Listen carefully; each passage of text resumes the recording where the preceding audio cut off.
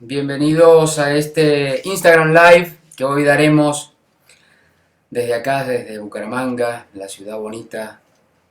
Vamos a hablar hoy sobre una patología bastante interesante que afecta de una u otra forma a las mujeres en edad reproductiva y vamos a estar transmitiendo a través de TikTok Live, vamos a estar transmitiendo eso por Facebook Live y vamos a estar transmitiendo por Instagram. Voy a tener la mirada al frente porque tengo la pantalla y varias cámaras acá para poder dar bien la charla. Y vamos a ir conversando un poco sobre esta patología que ya pronto les voy a comentar. Eh, Aprovechando este tiempo de confinamiento para poder aprender cosas nuevas, para poder entender cosas nuevas. Y esto de una u otra forma nos va a ayudar mucho a comprender la vida reproductiva de la mayoría de las mujeres y nos va a permitir también planificar preconcepcionalmente ese deseo que tiene toda mujer, que es el sueño de tener un bebé.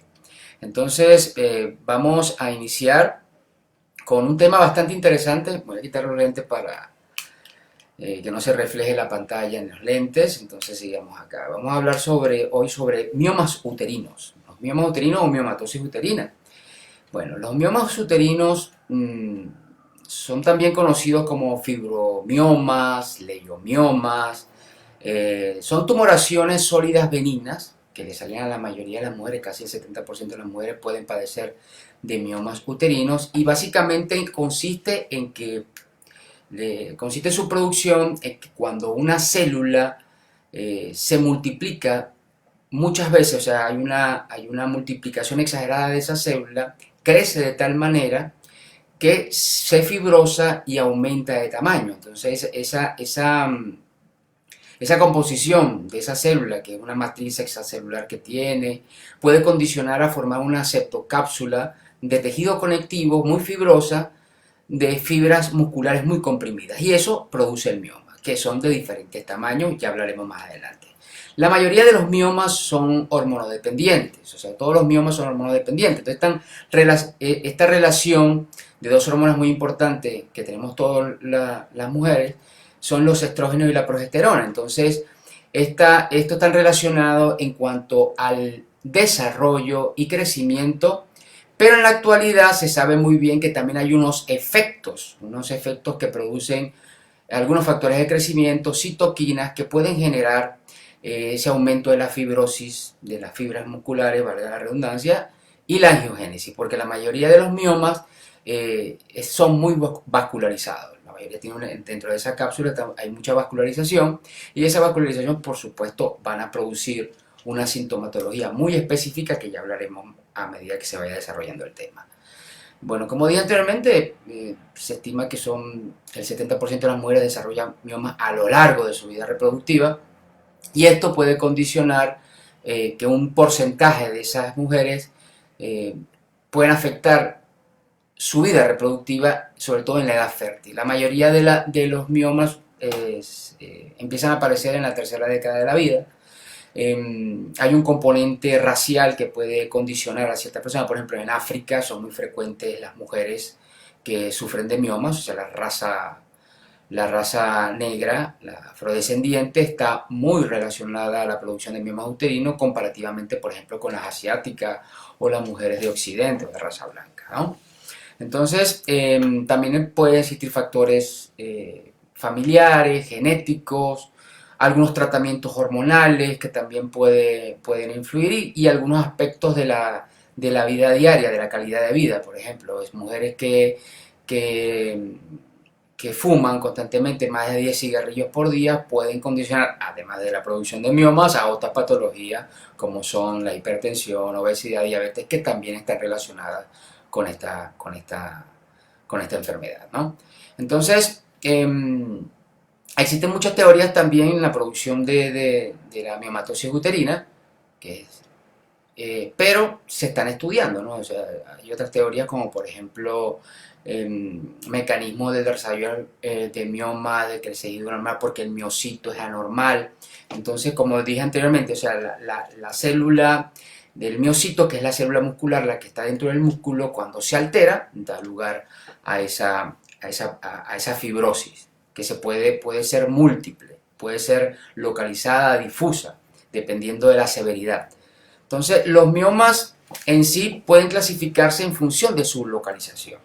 Cuando estaba hablando de adenomiosis, creo que en la charla pasada, comenté esto también, que están a veces relacionados. Entonces, el útero, anatómicamente, es de forma triangular. Entonces, el útero está conformado por varias capas, ¿no?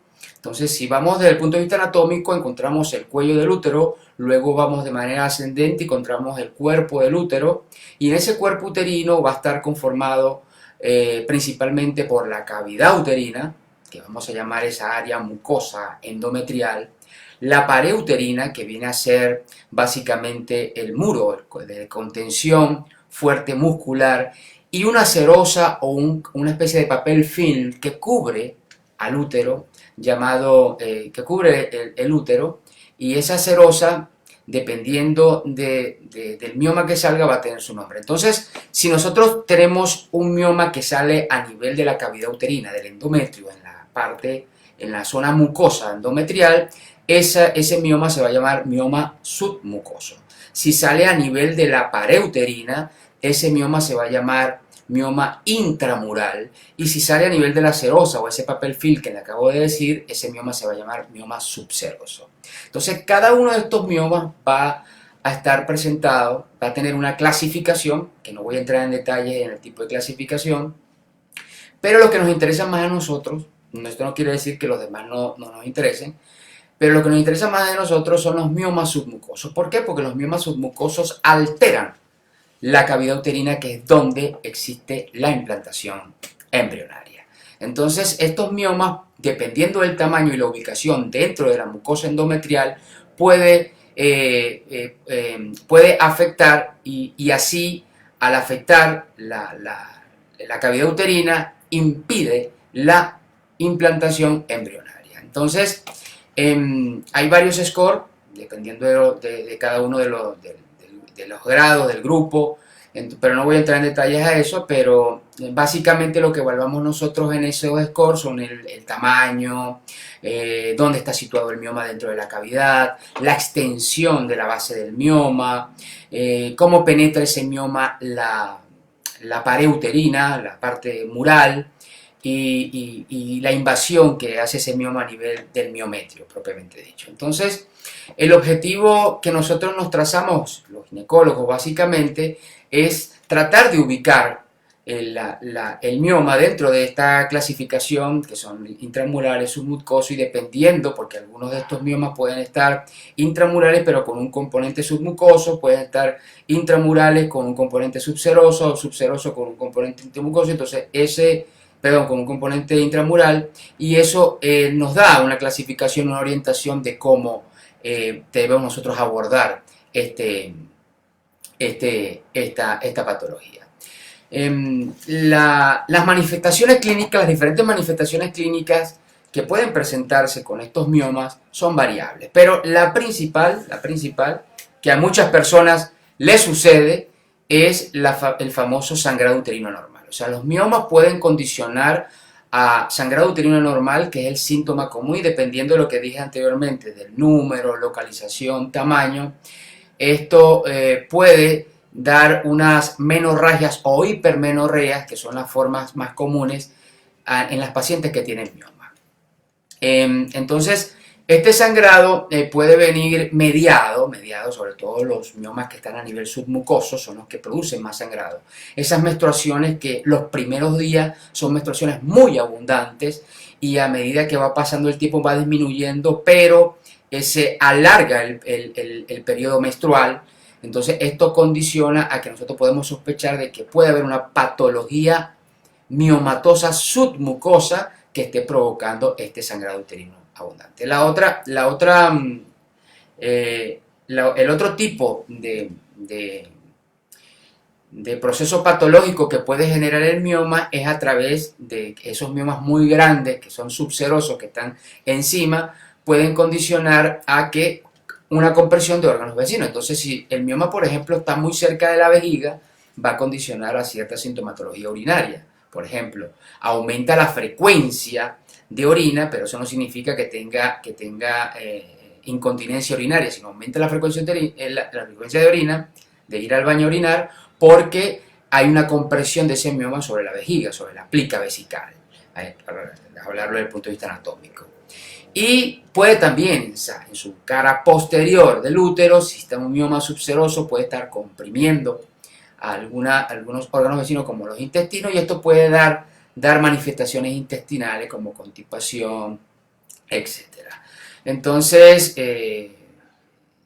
igual estreñimiento, tenesmo rectal, y también a nivel de la intimidad. La intimidad puede condicionar a dispareunia, dolor durante las relaciones sexuales, puede ser causa de dolor pélvico crónico, puede estar acompañado de ciertas menstruaciones con dolor, llamadas dismenorrea, y muchas personas, muchas mujeres cuando van a la consulta dicen, no, doctor, lo que pasa es que yo sufro de un dolor bajito, Entonces nosotros cuando hacemos la palpación abdominal o hacemos el examen ginecológico, el tacto bimanual, y vamos tratando de examinar toda la parte abdominal y vaginal, nos damos cuenta que de repente con la segunda mano, de un abultamiento a nivel abdominal, puede ser un mioma subseroso que esté aumentado de tamaño, y eso lo palpamos fácilmente por allí.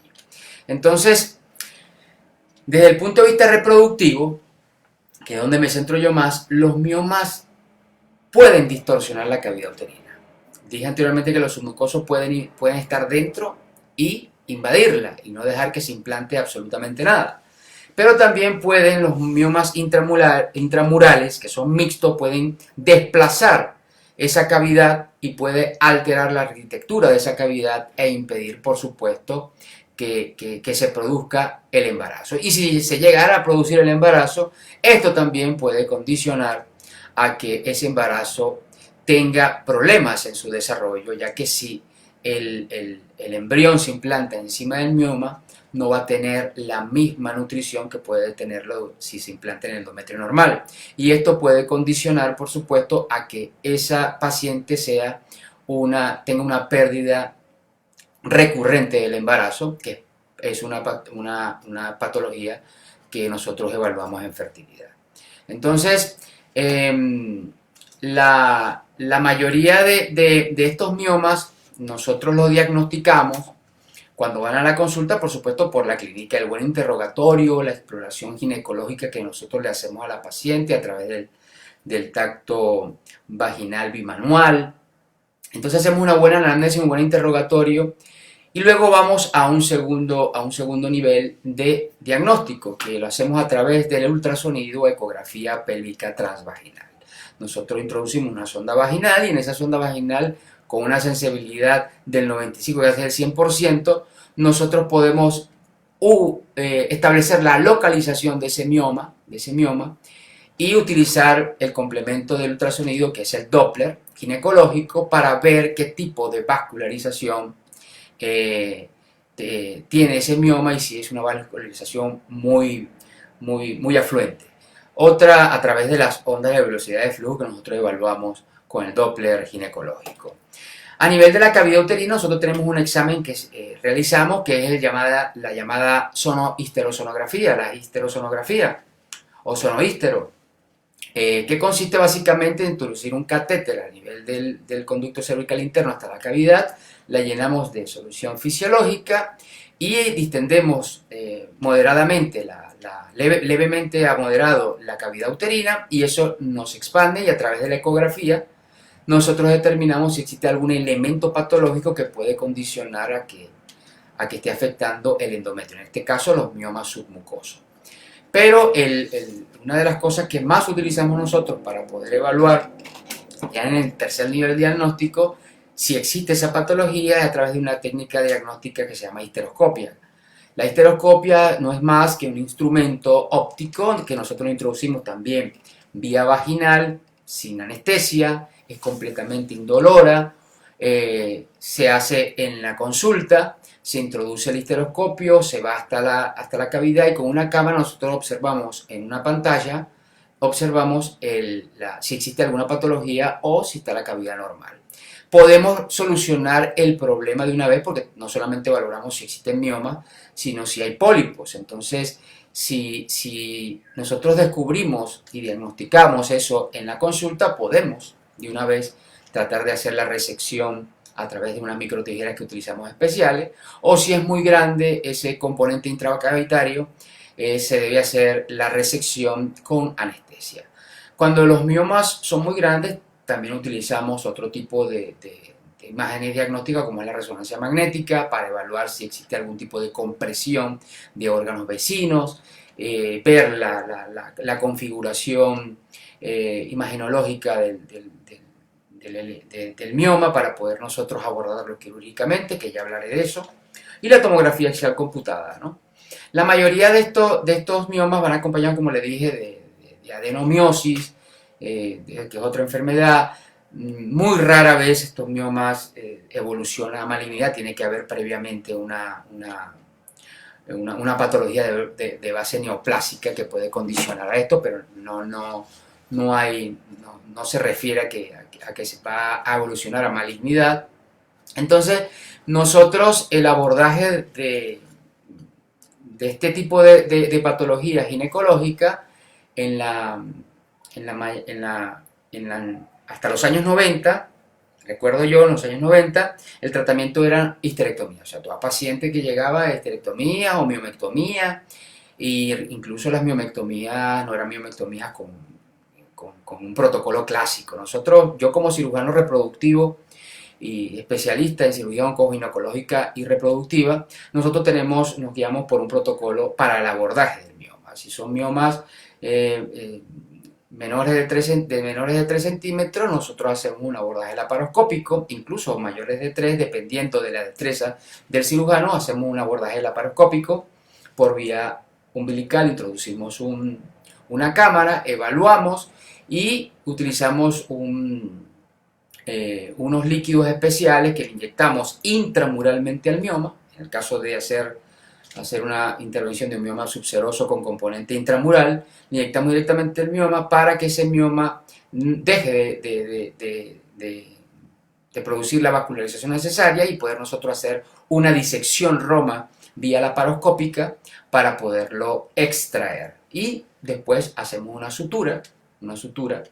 La mayoría de las veces nosotros hacemos esto en frío, o sea, utilizamos electrocoagulación bipolar o monopolar o bisturí frío si la intervención es abierta porque el mioma es demasiado grande. Entonces, para tratar de lesionar lo menos posible el tejido miometrial. Entonces, hoy en día existen este tipo de manejo quirúrgico, pero la mayoría del seguimiento de estos miomas es expectante. O sea, una mujer puede vivir con miomas, una mujer no necesariamente tiene que operarse de los miomas, porque existen tratamientos médicos como son los anticonceptivos orales combinados, así como también ciertas hormonas como los análogos de GnRH, y además de eso existen otros medicamentos como son los moduladores selectivos de progesterona y de estrógeno, que también se utilizan por vía oral para tratar de disminuir el tamaño del mioma, e incluso toda mujer que pueda tener una miomatosis uterina difusa puede tranquilamente vivir con la miomatosis sin tener ningún tipo de problema. Entonces, la mayoría de los tratamientos hoy en día no son tratamientos muy invasivos, dependiendo de cómo se comporte y cómo responda la paciente a los tratamientos médicos. Porque si la metorragia persiste, si persiste las hemorragias, la sangrado uterino normal, entonces nosotros sí tenemos que hacer un abordaje. Incluso podemos utilizar otros tratamientos como antifibrinolíticos tipo ácido tranexámico, que es muy bien tolerado por las pacientes, para tratar de disminuir la cantidad de sangre durante los periodos. Entonces, en definitiva, para hacer un resumen de todo lo que acabamos de conversar, los miomas uterinos son tumoraciones benignas, primero, que salen durante toda la vida reproductiva de la mujer, principalmente en la tercera década en adelante es que aparecen. Pueden afectar a nivel intramural, a nivel subseroso y a nivel mucoso. Los mucosos son los que tienen mayor tasa de afectación de la cavidad endometrial y por lo tanto una disminución de la tasa de implantación embrionaria y por lo tanto esas pacientes tienen un gran riesgo de no quedar embarazada. Tres, podemos diagnosticarlo en la consulta ginecológica, lo hacemos a través del examen ginecológico integral que le realizamos a todas nuestras pacientes. Aparte de ello, utilizamos la ecografía, podemos utilizar la resonancia magnética, la tomografía axial computada, así como también la histeroscopia, que es excelente para visualizar la cavidad uterina y no solamente evaluar la cavidad si está normal o no, sino de una vez hacer la resección de algún pólipo o mioma pequeño que existe allí. Y por último, existen tratamientos médicos a través de hormonas, existen tratamientos médicos a través de anticonceptivos orales combinados y el tratamiento quirúrgico, que voy a hacer hincapié en esto, todo tratamiento quirúrgico en la cual se someta a una mujer para poder quedar embarazada, no es que se somete hoy y la paciente no se va con tratamiento, hay que darle un tratamiento médico y posteriormente tratar de que esa paciente quede embarazada lo más pronto posible. Bueno, esto fue miomatosis uterina de parte de Colmena Fertilidad, doctor Álvaro Durán aquí que está conversando. Voy a abrir las preguntas, voy a estar por acá en el Facebook y por aquí por el Instagram. Entonces, aquí tenemos una pregunta, dice, ¿el doctor puede hablar de ovario poliquístico? Ya hablamos de ovario poliquístico, pero podemos hablar nuevamente de ovario poliquístico cuando lo desees. Sandra. Saludos, saludos Leo. Muy bien, vamos a ver qué otra pregunta hay. Ajá, por TikTok me están preguntando que... Oh, eh, que le doy aquí y se va. Ajá. Sí, sí. Como dije, pueden que si el mioma está ubicado a nivel de la mucosa endometrial, es un mioma pediculado o es un mioma de componente mixto y está deformando la cavidad, esto puede condicionar a que ese embarazo no evolucione bien. Puede condicionar que ese embarazo no evolucione bien. Eso no quiere decir que no vaya a evolucionar, puede evolucionar, pero tiene un riesgo de tener hemorragia del primer trimestre, del embarazo, que son muy frecuentes.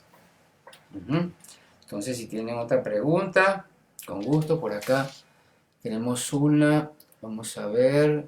Hace 9 años me cortaron las trompas y hoy en día quiero tener un bebé. ¿Hay algo que pueda hacer? Ah, Mariel. Mariel, mira, sí, claro, por supuesto. O sea, primero podemos evaluar, voy a hablar de Pomeroy pronto. De todo modo, dentro de Instagram hay un video que con gusto lo pueden ubicar. Pero sí, claro que sí, María. Si fue hace 9 años, habría que evaluarte ginecológicamente, esperar que pase todo esto. Puedes contactarnos sin problema. Y si puedes tener bebés, nosotros, dependiendo de tu edad, evaluación de tu reserva ovárica, enfocamos un tratamiento específico de reproducción asistida para que tú puedas quedar embarazada. Ahí tenemos la fertilización in vitro, incluso puede estar planteada una recanalización de trompa, una reconstrucción de trompa, pero creo que por los años que tienes no sería tan conveniente hacer. Entonces, pero hay muchas opciones de que puedas ser mamá otra vez y para eso estamos nosotros, para ayudarles a ustedes a cumplir ese sueño hermoso que es ser mamá. Espero que haya quedado contestada tu pregunta. Pues, a veces acá. Ok. Vamos a ver si hay otra pregunta. Saludos por acá. Saludos, Katherine. Pau, saludos. Saludos, Jenny. Roger, saludos. Amer. Saludos a todos los que han asistido acá. Bueno, ya estamos 18:24. No sé si hay alguna otra pregunta que quieran hacer. Si quieren hacer otra pregunta. Otra cuestión importante que es bueno conocer es que cuando nosotros evaluamos la cavidad uterina a través de la histeroscopia, nosotros observamos también el fondo uterino. Entonces en ese fondo uterino hay dos orificios que son los ostium, que comunican la cavidad uterina con las trompas de falopio. Allí en ese sitio acostumbran mucho a, a encontrar pólipos endometriales que pueden ser pólipos de ostium, incluso miomas que ocluyen todo el cuerno de ese lado. ¿Eh? Es bueno saber eso. Mocoso, saludos. Carmen, saludos.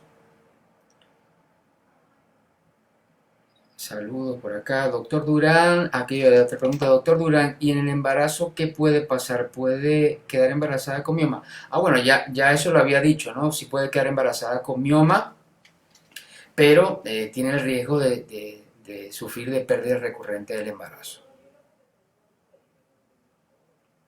¿Hasta qué edad puedes tener un bebé? Bueno, nosotros, Adriana, nosotros tenemos un parámetro, los que trabajamos en fertilidad tenemos un parámetro que toda mujer, dependiendo de la evaluación, de su reserva ovárica y de todo lo que nosotros podamos nosotros determinar y diagnosticar, podemos hacer cualquier tipo de tratamiento de reproducción asistida hasta los 50 años. O sea, ese es el esquema que manejamos la mayoría de las clínicas de fertilidad en el mundo. Algunas manejan hasta 53, hasta 55, nosotros nos quedamos hasta los 50 años. Tenemos otra pregunta por aquí, pero todo depende, por supuesto, de la evaluación que nosotros hagamos, ¿no? Eso es importantísimo. Permiso. Doctor, me hice una eco y me salió ovario de aspecto multifolicular y me mandaron tratamiento con Bellaface un mes y me salió la tiroides en 9.75, me mandaron también tratamiento por 3 meses. Pues aquí hay un factor hormonal que te está afectando. Realmente tú no conozco el caso, pero estamos en presencia, si te mandaron eso, porque podemos estar en presencia de lo que se llama síndrome de ovario poliquístico o estados hiperandrogénicos. Deberíamos hacerte también otras pruebas, no sé si te habrán hecho insulina basal, si te han hecho testosterona basal. Son importantes complementar esas pruebas, no sabemos la edad tuya, cuánto tienes. Si nosotros mejoramos todos esos factores hormonales que están allí, nosotros podemos lograr un embarazo. Fíjate, ahora me contesta y dice, yo tuve un aborto hace 3 años y aún no he podido tener, y los espermas míos son muy lentos. Bueno, estos son casos que tienes que visitarnos o coordinar con nosotros una consulta virtual para nosotros darte respuesta a eso y poderte ayudar, porque nosotros estamos aquí para ayudarte en lo que tú quieras. Al final tú puedes, buscas allí en Instagram, aparece el número telefónico para las consultas virtuales, y las consultas virtuales las estamos dando nosotros desde las 8 de la mañana hasta las 3 de la tarde, de lunes a viernes, para todos ustedes, todos aquellos que necesitan asesoría ginecológica preconcepcional. Entonces, igual vamos a... Si hay otra pregunta por aquí. Bueno, no tenemos más preguntas.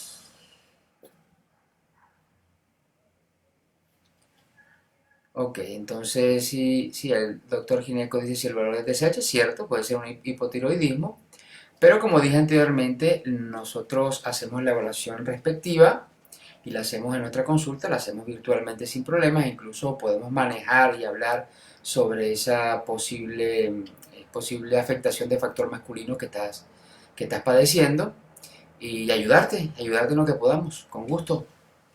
Bueno, me despido con un gran abrazo a todos ustedes. Espero verlo el próximo jueves. Vamos a tratar de aumentar los días de live para que todos ustedes puedan tener más información a la mano, puedan preguntarme directamente con el profesional, cualquier cosa que puedan tener, y esto nos va a permitir, por supuesto, a nosotros tener mayor interacción. En nombre de la Clínica Colmena Fertilidad de acá de Bucaramanga y de mi persona, les deseo una feliz tarde, un gran abrazo y que tengan un feliz fin de semana. Hasta luego, que estén muy bien.